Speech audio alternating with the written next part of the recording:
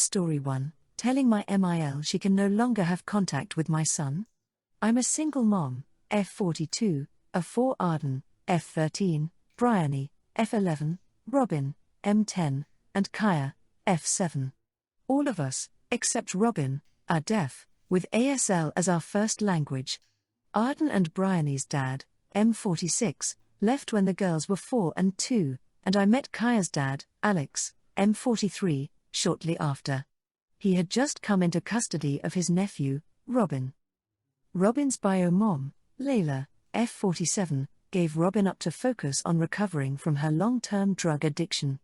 Robin is fully aware of who his bio mom is, but considers Alex to be his dad, and has called me his mom since the age of 2/3-ish. Layla has told me in the past how grateful she is for me filling that role, and that she feels more like Robin's aunt than his mom. All this to say, when Alex was diagnosed with cancer 2 years ago, it was pretty clear to all of us that I would continue to raise Robin as my son after Alex's death. Alex passed away in June, and ever since, his mom has been causing problems. While she's never been outwardly hostile towards me/my children, she often complains about our use of ASL. Most of the family learned at least some basics to support communication, but Mill insisted she was too old and couldn't do it, and has made comments in the past about my inability as a mother due to my deafness.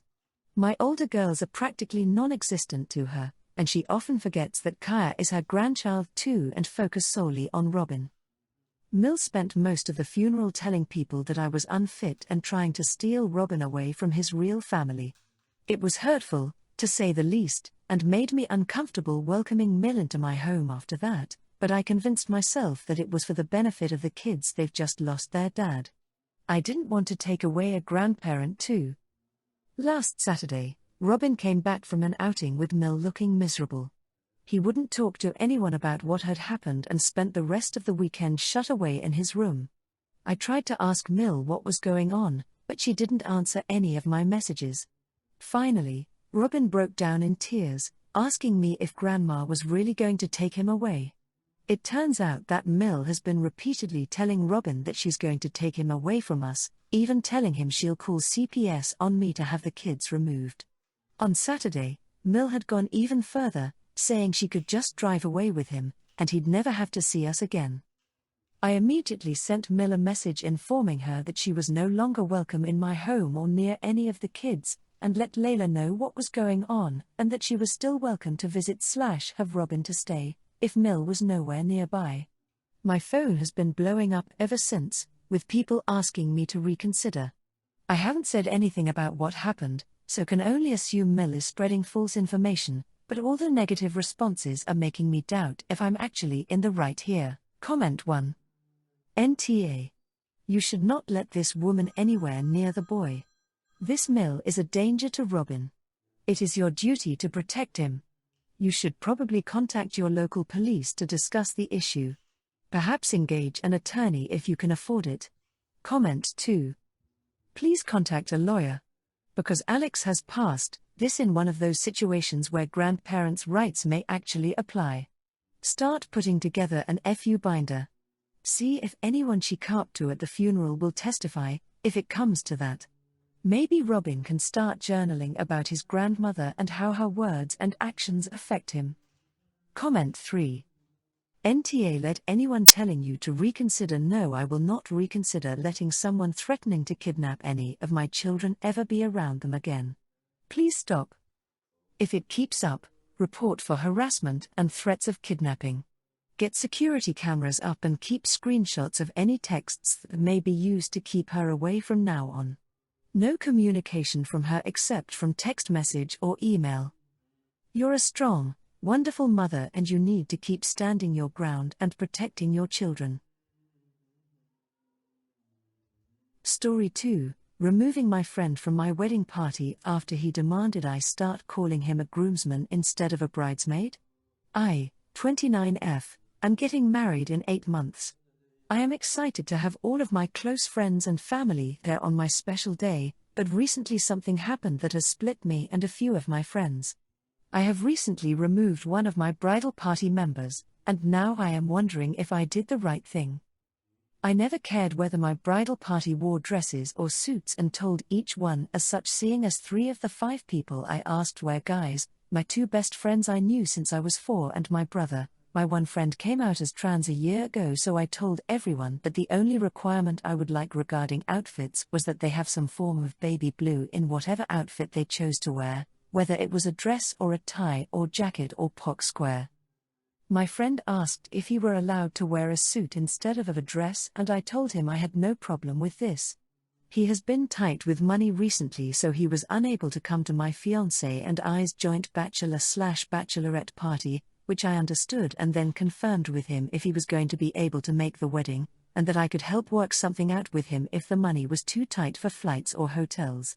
He told me he would be able to make it, but only if I started calling him a groomsman, because he didn't like that I was referring to him as a bridesmaid.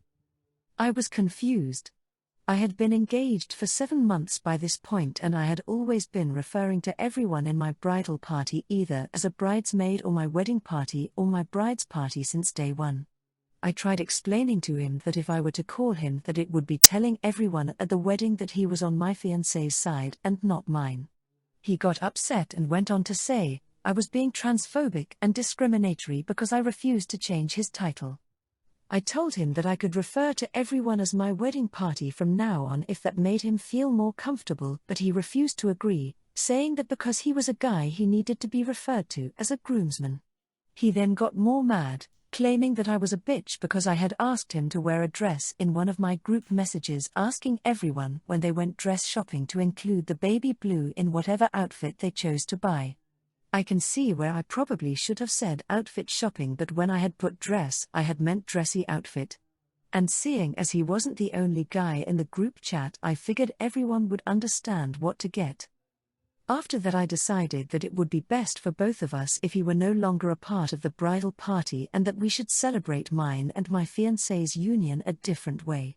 He called me an immature brat and now refuses to talk to me. My other bridal party members agree I did the right thing, but some of my other friends say I should have just agreed to calling him that and then had him stand on my side at the altar. Comment 1. There are 2 other men in your party that aren't making a fuss. They know when you refer to dress shopping you also mean the suits for them.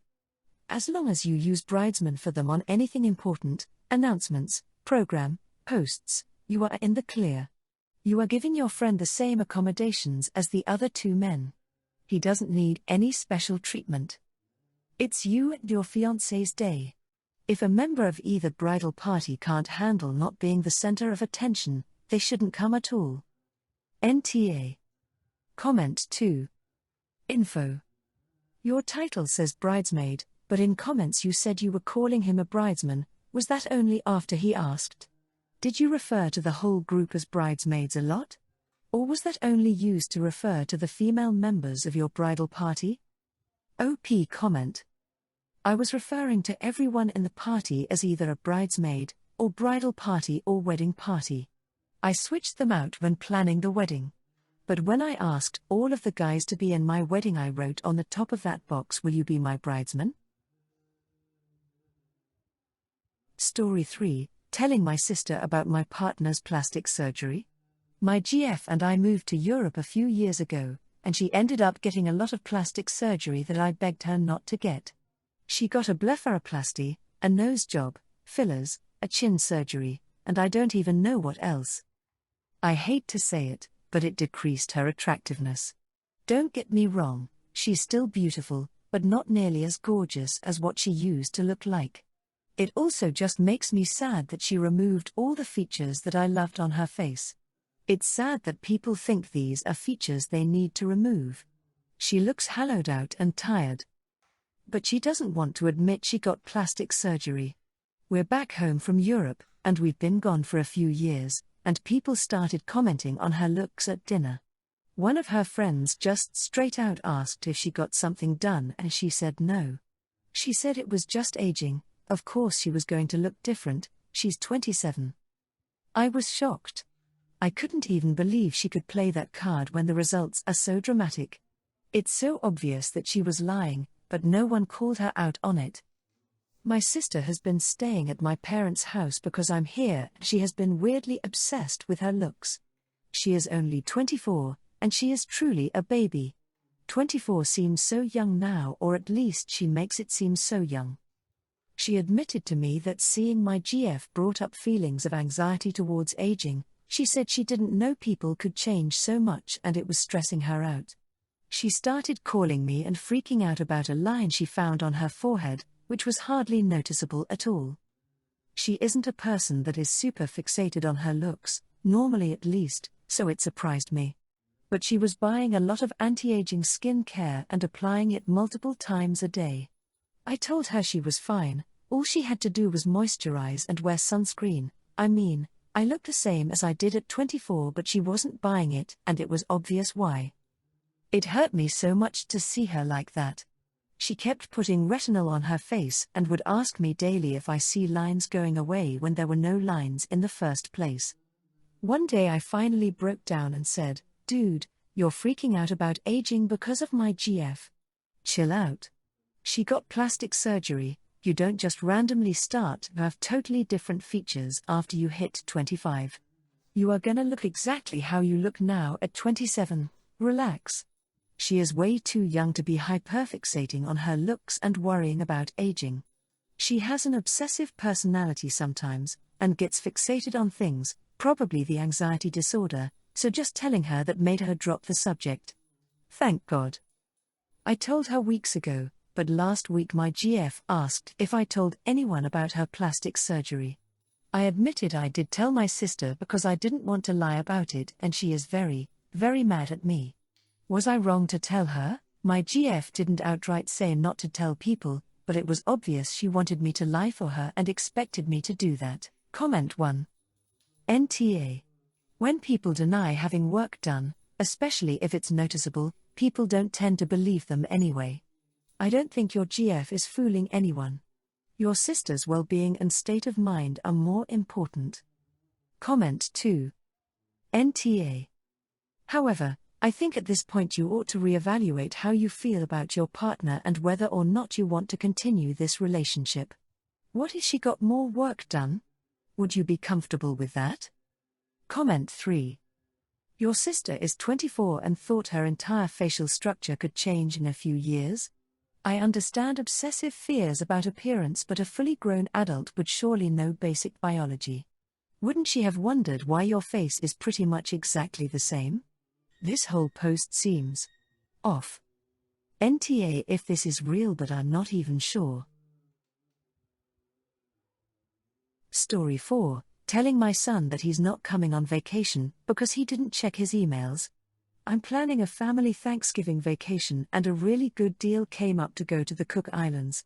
I emailed my son 20-year-old Ollie on Friday and called Sunday to see if he wanted to go. He's in college and I'm not wasting money on a ticket if he didn't want to go. I needed to know by today because I have to get visas for my 16, 11 and 8-year sons. Well, he didn't, so I bought the package. Just now he texted me saying he wanted to go. I said too late. Already bought the tickets. Next time check your email or answer your phone. He said most people communicate on text. I said well, most people don't get to go to the Cook Islands.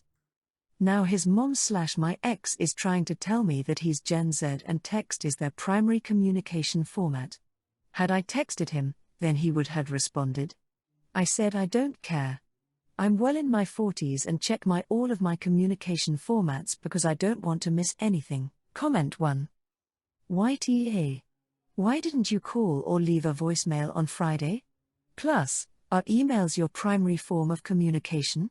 If he didn't respond till today, I'd wager that emails aren't your primary form of communication.